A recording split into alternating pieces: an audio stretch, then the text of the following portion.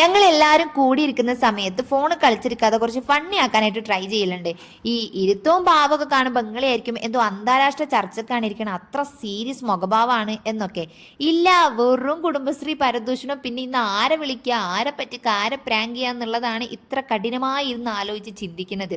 അതിൻ്റെ ഇടയിൽ ഒരാളിത് കാലിലിരുന്ന് പേനയൊക്കെ വെച്ച് എഴുതുന്ന എന്തൊരു സൈക്കോ കളികളാണ് നോക്കിയിട്ടിങ്ങൾക്കൊക്കെ.